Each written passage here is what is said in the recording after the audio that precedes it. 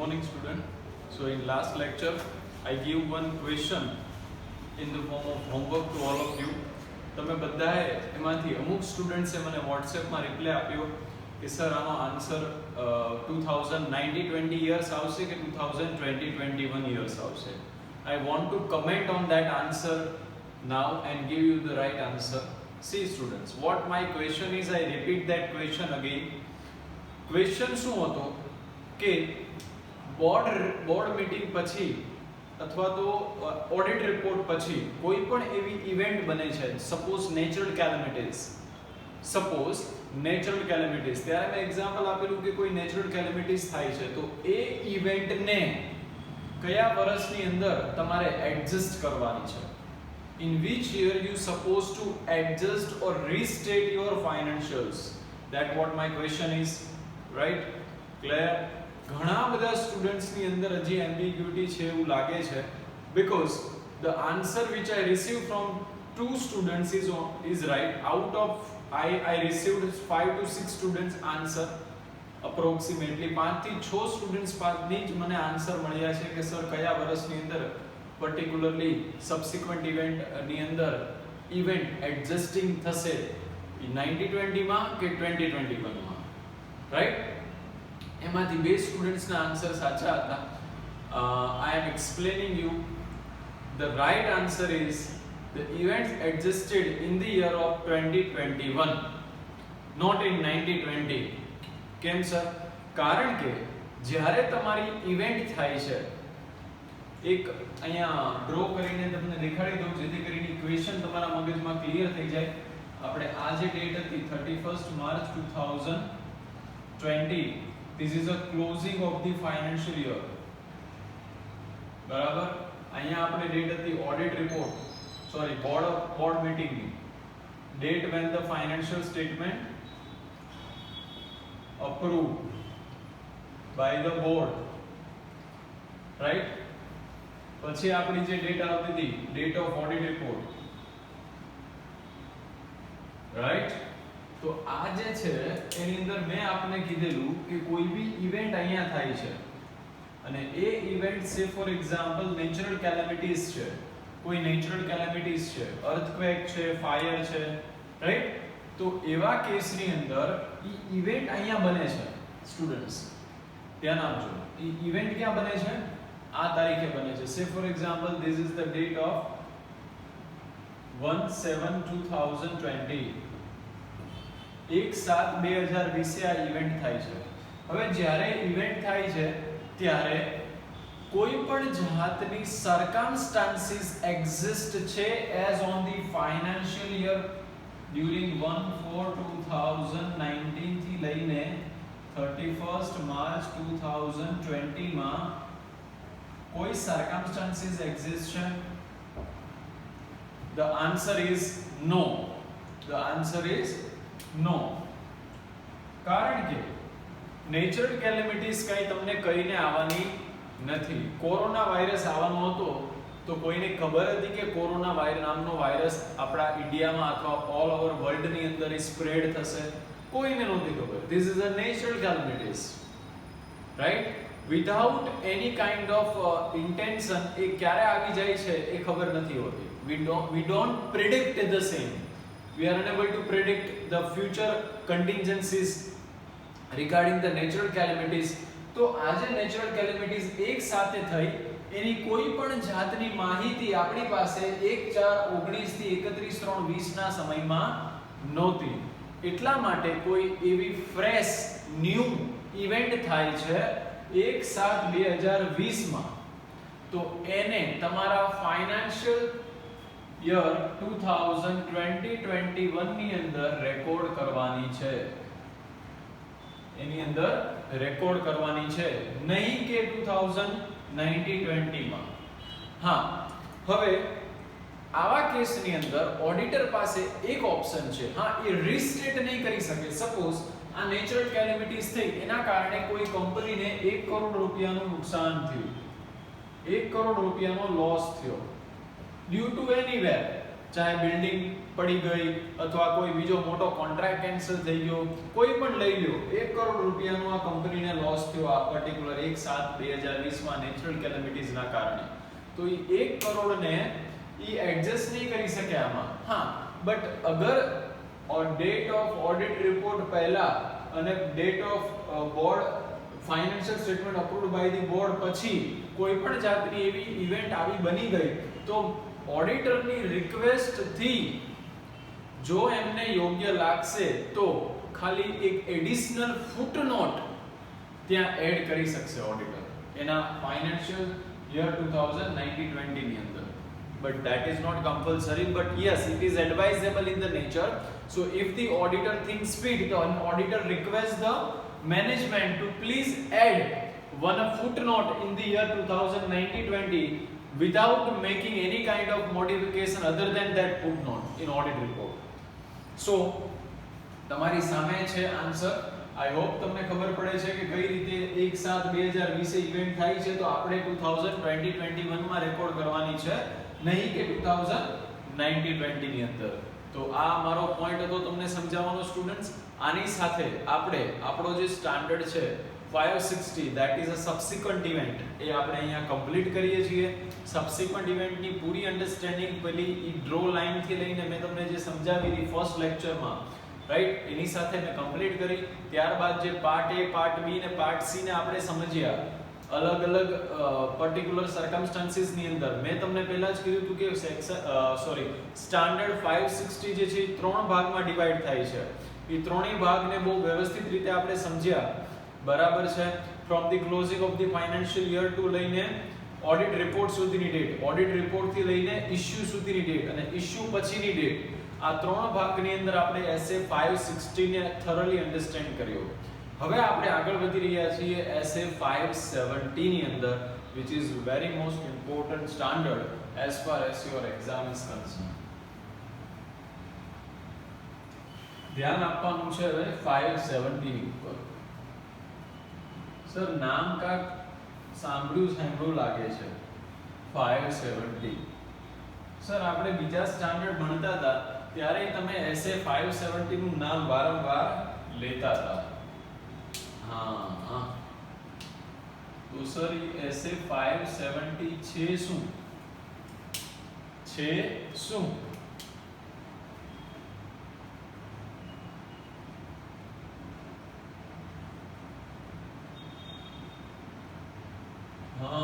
હવે સમજાણું sir. SA 570 શું છે?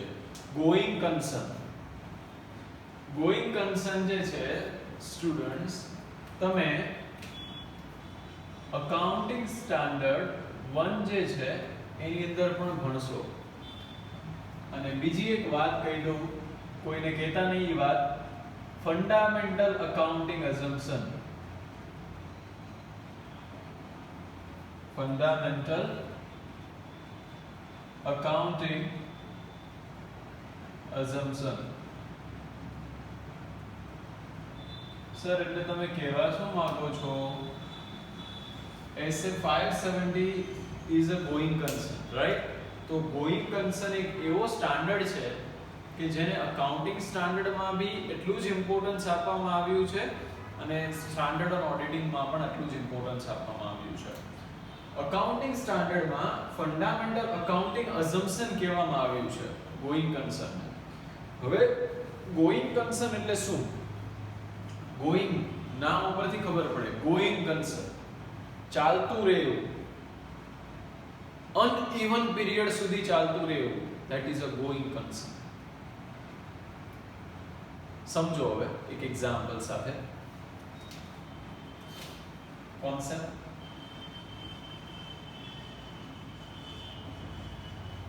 ગોઈંગ કન્સર્ન ને સમજીએ. કોઈ કંપની છે, say for example ABC Limited. ABC Limited એક કંપની છે જે કંપની in the year 1956 માં એસ્ટાબ્લિશ થઈ છે. 1956 ની અંદર આ કંપની એસ્ટાબ્લિશ થઈ છે. ઓકે, અને આ કંપનીનું જે વર્ક છે વર્ક ઈ કેમિકલ પ્રોડક્શન અને રિફાઇન કરવાનું છે. આનું મેઇન વર્ક છે કેમિકલ પ્રોડક્શન અને રિફાઇન કરવાનું, એને સાફ કરવાનું, રિફાઇનરી કરવાનું. ઓકે, આ એનું મેઇન કામ છે આ ઇન્ડસ્ટ્રીનું, આ કંપનીનું એબીસી લિમિટેડ. હવે ઓવર ધ પીરિયડ જેમ જેમ સમય જાતો જાય છે એમ રૂલ્સ એન્ડ રેગ્યુલેશન્સ વધતા જાય છે. Rules and regulations increase. Right, જેમ જેમ સમય વધતો જાય છે, આગળ જતા જાય છે, એમ રૂલ્સ એન્ડ રેગ્યુલેશન્સ વધતા જાય છે. You are appointed as an auditor of this company. You are appointed as an auditor of this company.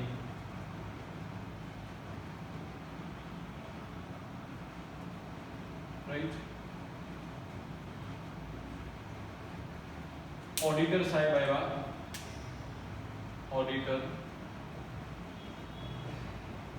In the financial year 2019-20.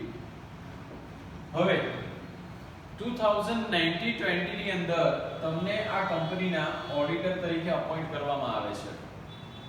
તમને આ કંપનીના ઓડિટર તરીકે અપોઇન્ટ કરવામાં આવે છે. સબસિક્વન્ટલી જ્યારે તમે ઓડિટ પ્લેસ ઉપર છો, તમે જ્યારે બધું વાઉચિંગ વેરિફિકેશન્સ બધી જાતની ઓડિટ પ્રોસિજર એપ્લાય કરો છો, પછી એક સમયમાં તમને એવું લાગે છે કે આ રૂલ્સ એન્ડ રેગ્યુલેશનને હું એકવાર રિફર કરી દઉં, કારણ કે ઓડિટરના મગજમાં વિચાર આવ્યો કે આપણે એસેટ 320 આપણને ગાઈડ કરતું હતું કે identifying and assessing the risk of material misstatement through understanding the entity and its environment. આવું આપણને એસેટ 320 ગાઈડ કરે છે. તો આ પર્ટિક્યુલર જે ઓડિટર સાહેબ છે એના દિમાગની બત્તી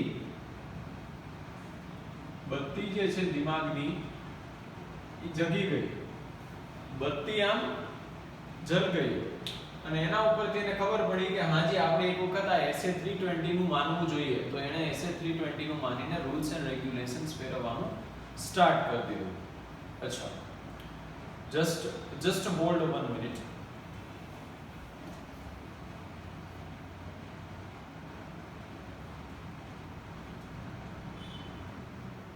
હાજી સ્ટુડન્ટ, તો મિસ્ટર આને નામ આપી દઈએ ઓડિટર સાહેબને મિસ્ટર એ.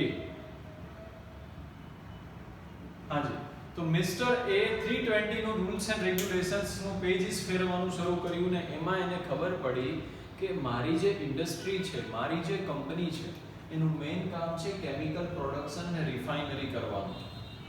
કેમિકલ પ્રોડક્શન અને રિફાઇનરી કરવાનું. તો એને ખબર પડી કે પોલ્યુશન એક્ટ ની અંદર, એર પોલ્યુશન એક્ટ ની અંદર એક જોગવાઈ ગવર્નમેન્ટે 2019-20 ની અંદર એડ કરી, અમેન્ડ કરી.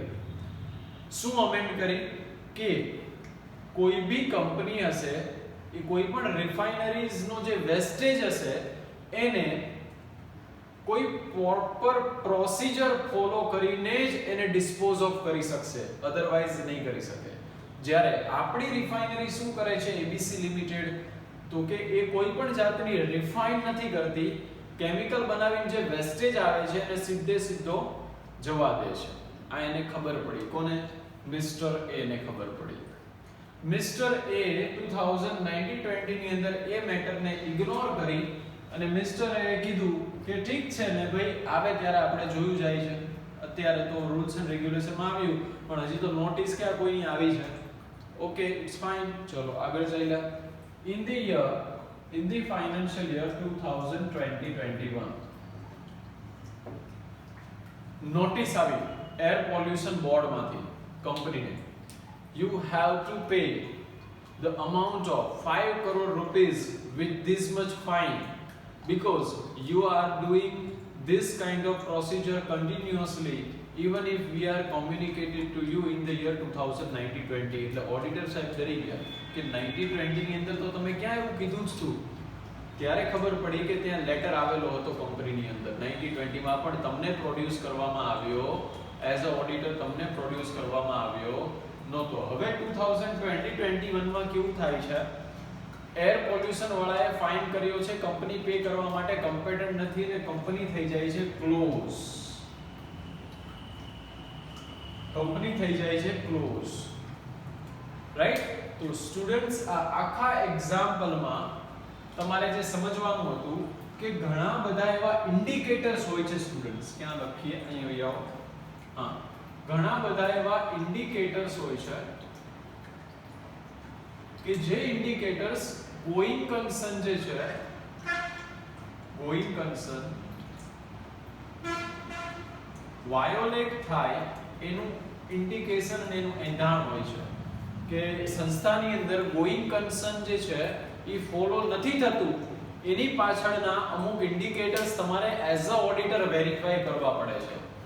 Once you are verifying the same, right, પછી જ તે તમારે તમારો ઓપિનિયન આપવાનો છે, because this is a fundamental accounting assumption, right.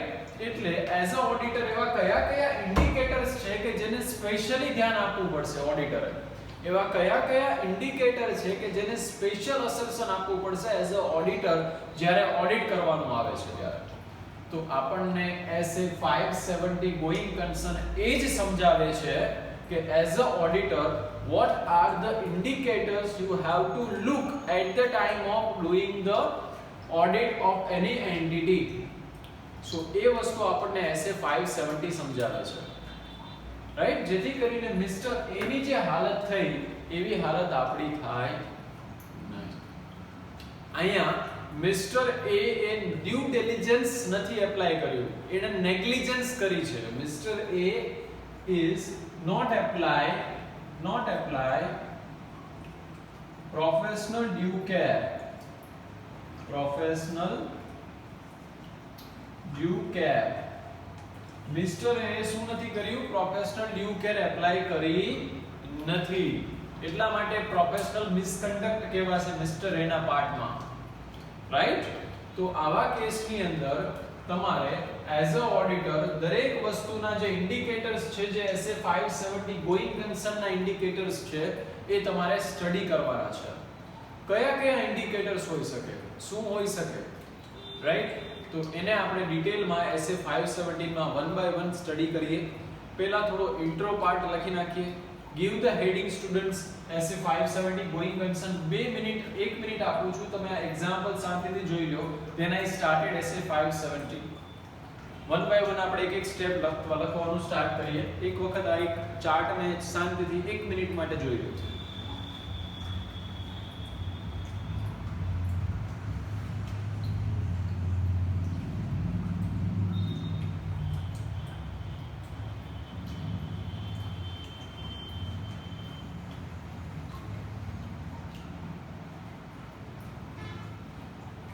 चलो स्टार्ट करिए. Please write give the heading introduction. Give the heading introduction. लखो एमा लखो as per going concern assumption, as per going concern assumption, as per going concern assumption, it is assumed that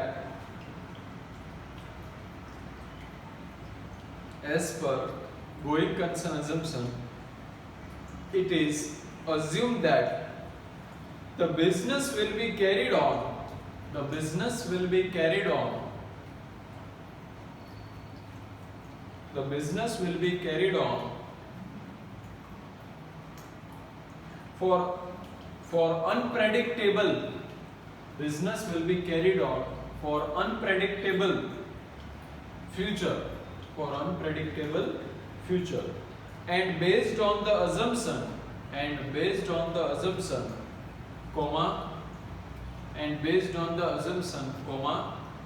financial statements are prepared, and based on the assumption, financial statements are prepared. Financial statements are prepared, right? and based on the assumption the financial statements are prepared. કેમ કે દરેક કંપનીના જે financial statement છે એ going concern assumption ને ધ્યાનમાં લઈને જ પ્રિપેર કરવામાં આવે છે. That is the fundamental assumption. Okay, ચલો ઇન્ટ્રોડક્શન પછી એફઆરએફ કરીને હેડિંગ આપો. Financial reporting framework FRF. એની અંદર લખો એફઆરએફ માં as per accounting standard 1, as per accounting standard 1 પછી લખો ડબલ ઇન્વર્ટેડ કોમામાં disclosure of accounting policy, disclosure of accounting policy comma accounting assumption of going concern, accounting assumption of going concern, accounting assumption of going concern does not require any disclosure, does not require any disclosure because does not require any disclosure because its use is assumed, its used is assumed, full stop,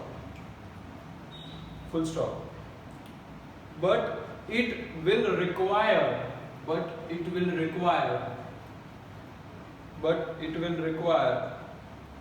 the disclosure only when, but it will require the disclosure only when it is not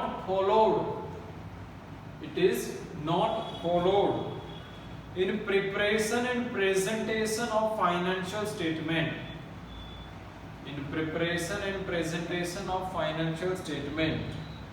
I repeat, આખું એક વખત બોલું છું, ધ્યાનથી સાંભળજો અને લખી લેવાનું છે તમારી બુક્સમાં.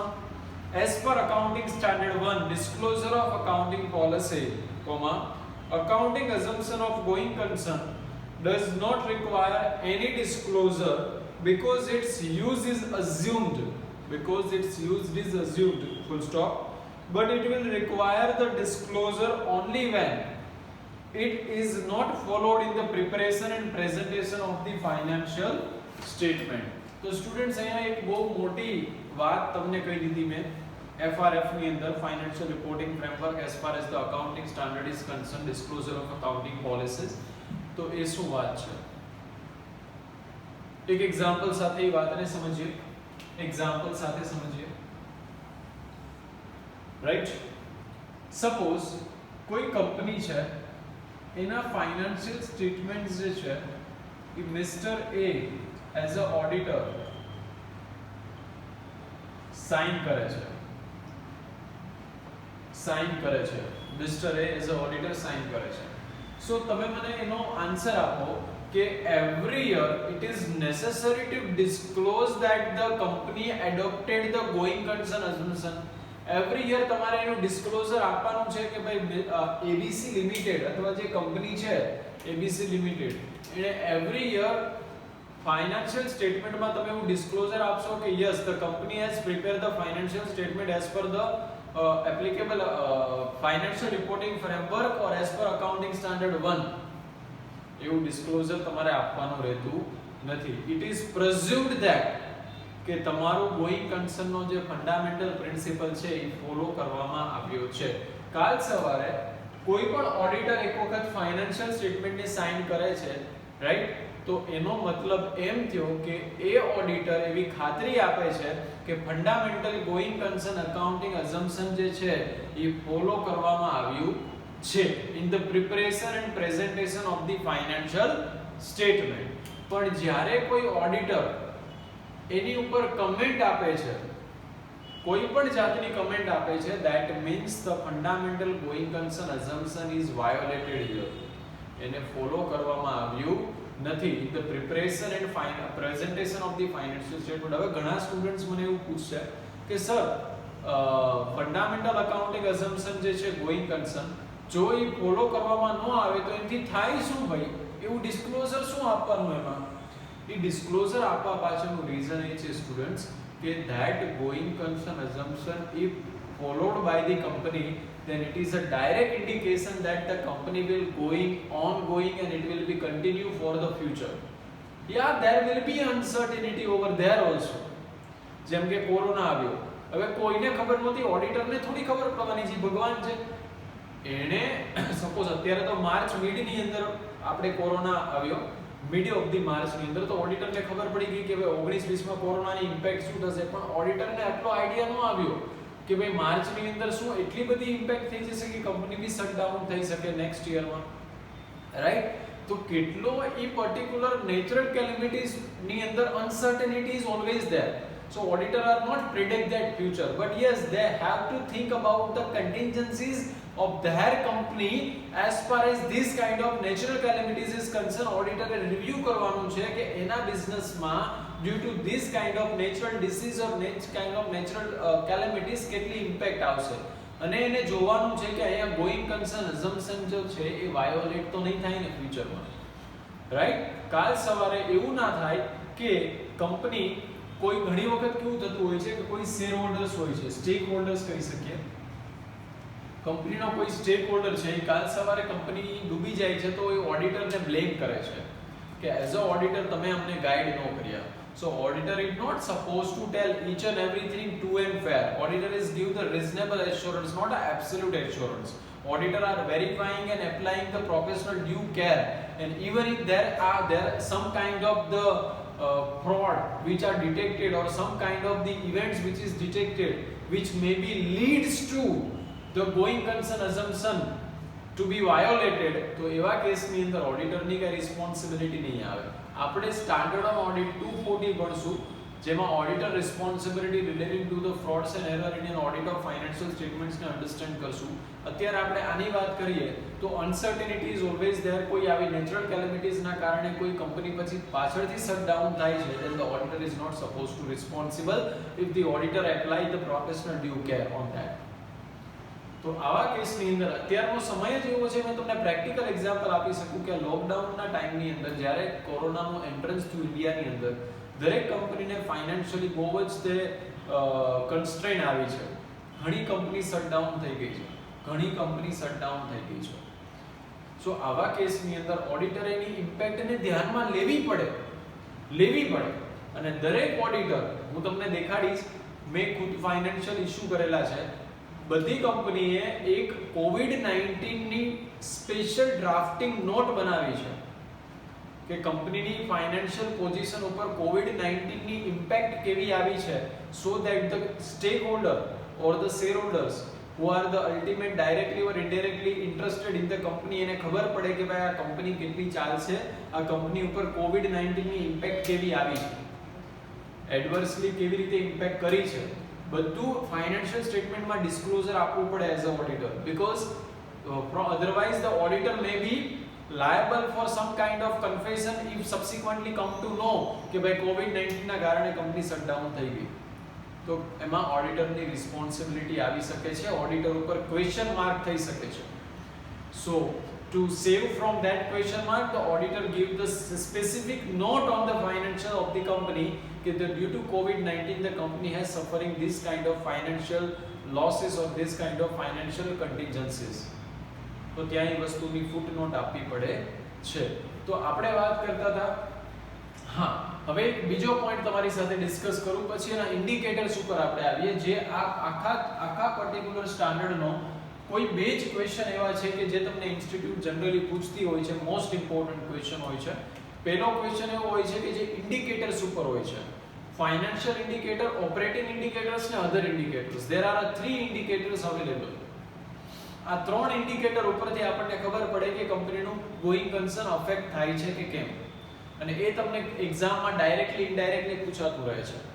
સેકન્ડ થિંગ તમને એવી પૂછાય છે, કેસ સ્ટડી બેઝ ક્વેશ્ચન છે, જ્યારે કોઈ પણ ઓડિટર જે છે એ ફાઇનાન્શિયલ સાઇન કરી નાખે છે, સબસિક્વન્ટલી કોઈ સ્ટેક હોલ્ડર આવીને શટડાઉન થાય છે ત્યારે ઓડિટર ઉપર બ્લેમ કરે છે, તો એનો પૂરો કેસ સ્ટડી છે જે હું તમને હોમવર્કમાં આપીશ લખવા માટે.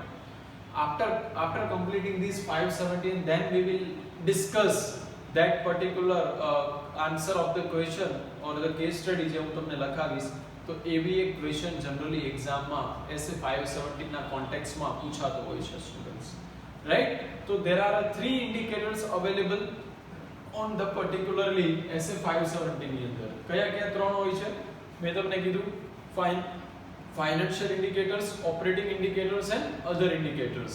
એને સમ અપ કરી લઈએ ફટાફટ. ત્રણ indicators ને આપણે ડ્રો કરવાના છે.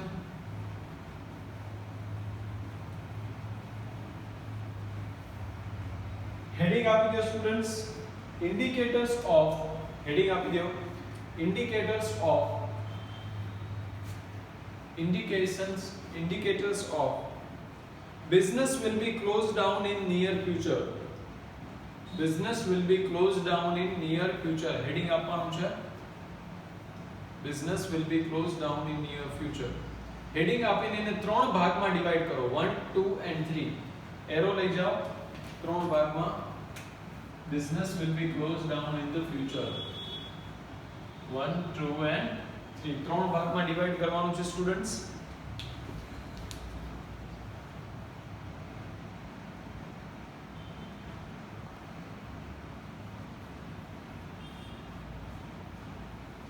Right? First part આપી દો financial indicator. Financial indicators. Second આપી દો operating indicators.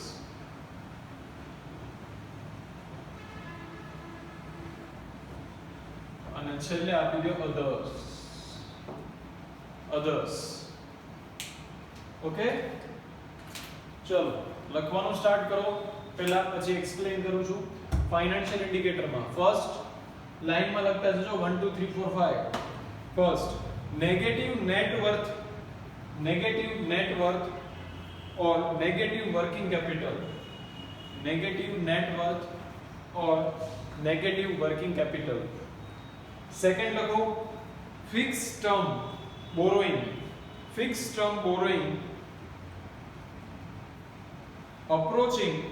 approaching fixed term borrowing approaching maturity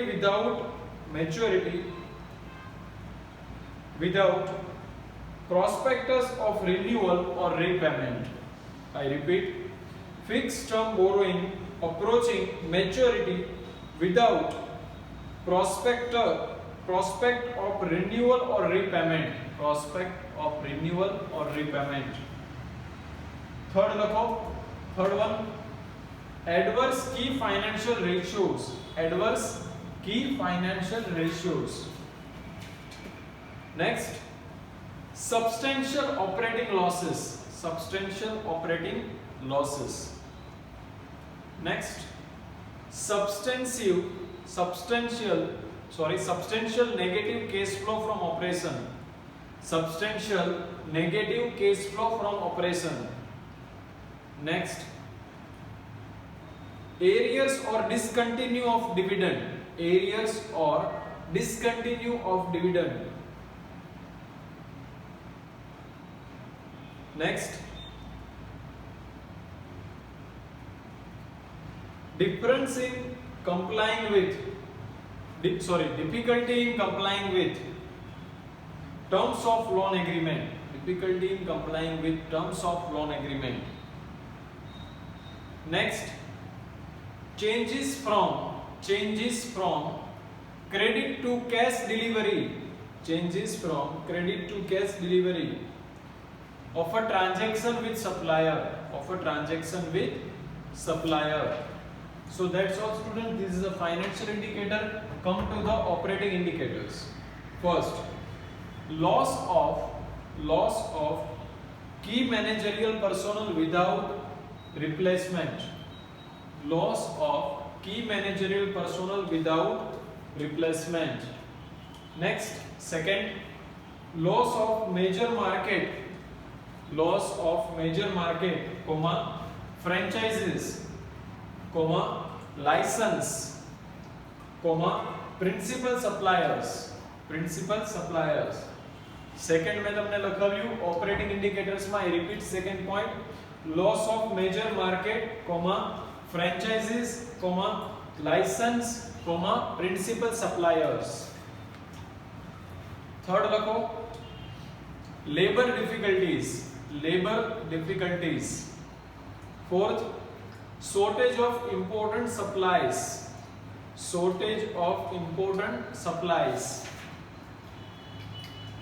Right? Other indicators ઉપર આવી જાઓ students. Other indicators. First, non compliance with the statutory requirements. એમાં એક્ઝામ્પલ લખો. આપણું જે મેં તમને એક્ઝામ્પલ લખાવ્યું ને પોલ્યુશન કંટ્રોલ બોર્ડ, તો ખાલી બ્રેકેટમાં લખી નાખો કે are example of pollution control board. First point. હવે તમે લિંક કરી શકશો આને. Other indicators, right? First, non compliance with statutory requirements. Second, pending legal proceeding against the entity that may give rise to huge difficulties and liabilities.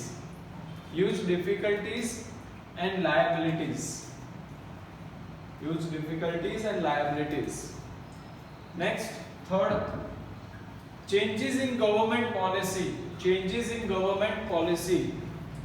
ત્યાં બ્રેકેટમાં લખો એક્ઝામ્પલમાં introduction of GST 1st July 2017, right?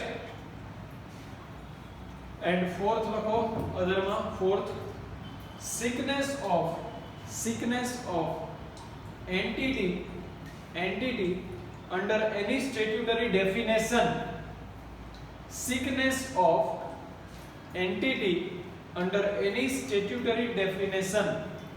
That is a fourth point. Other point માં 4 point આપણે લખ્યા, right? Last આપણે લખ્યું sickness of entity under any statutory definition, students. So that's how this is the we can say these all are the indicators of the going concern. આ indicators ને આપણે એક વખત પાર્ટ ની અંદર આખા એક વખત હું સમજાવીશ તમને. ઇન્ડિકેટર્સ સમજાઈ જાય પછી કેસ સ્ટડી તમને હોમવર્કમાં આપીને that case study I will discuss on our next lecture, right? તો સ્ટુડન્ટ્સ આજે અહીંયા સુધી રાખીએ. તમારે આ SC 570 ના ઇન્ડિકેટર્સ અને એના કોન્સેપ્ટને સ્ટડી કરી લેવાનો છે. તમને જે ક્વેશ્ચન આપું છું, right, that question I may be posted on your WhatsApp group on tomorrow. તમને હું WhatsApp group ની અંદર ક્વેશ્ચન પોસ્ટ કરીશ. once you see this lecture, I just posted the question in the WhatsApp group, and after just keep ready your answer when we are discussing that answer on the next lecture. તો પહેલા હું તમને WhatsApp ની અંદર એ question post કરીશ. Question post કર્યા પછી next day તમારે પ્રિપેર કરી લેવાનું છે એ ક્વેશ્ચનનો આન્સર શું આવે, અને નેક્સ્ટ ડે પછીનો જે લેક્ચર હશે એમાં આપણે એ આન્સરને ડિસ્કસ કરીશું, રાઈટ? અને પછી એક ફાઇનલ ટચ આપી દઈશ SA 517 ને, કેમ કે SA 517 is all about the going concern, કે જેમાં ખાલી એના ઇન્ડિકેટર્સ અને 2-3 ક્વેશ્ચન છે કે જે ઇમ્પોર્ટન્ટ છે. એટલો જ કોન્સેપ્ટ કવર થાય છે ગોઈંગ કન્સર્નમાં. સબસિક્વન્ટ ઇવેન્ટની જેમ જ છે. જેમ સબસિક્વન્ટ ઇવેન્ટની અંદર એનો પાર્ટ હતો કે એના ઇન્ડિકેટર્સ કયા હતા, સબસિક્વન્ટ ઇવેન્ટમાં એની ટ્રીટમેન્ટ શું આપી, એવી જ રીતે ગોઈંગ કન્સર્નના ઇન્ડિકેટર્સ છે એની ટ્રીટમેન્ટ આપણે ભણવાની છે કે એઝ અ ઓડિટર તમે એની ટ્રીટમેન્ટ કેમ આપશો. That we will discuss on our next lecture, right? So I hope the clarity is comes proper. So કોઈ બી ડાઉટ છે then you may ask me via WhatsApp, via call. તમે મને પૂછી શકો છો કોઈ બી જાતનો ડાઉટ્સ હોય તો in going concern and subsequent events.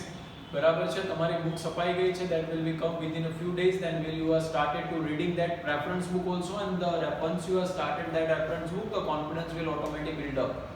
તો એ કોન્ફિડન્સ રાખજો, હિંમત નથી હારવાની આપણે. આ સિચ્યુએશન થોડી ડિફિકલ્ટ છે બધા માટે, તમારી માટે પણ એઝ વેલ એઝ મારા માટે, અથવા બધા ટીચર્સ માટે, બધા માટે આ વસ્તુ એવી છે કે this is a COVID-19 situation and we don't know when the things will comes over. We used to study via this media and it will be appropriate. I hope we are trying our best to serve you the better, but if any kind of suggestions which from your side guys, then you all are free to tell that suggestions. We make an appropriate changes accordingly. I hope you all are well at your home. Be safe. Have a nice day to all of you. આજે આપણે lecture અહીંયા complete કરીએ. We will meet on tomorrow on next lecture. Thank you all.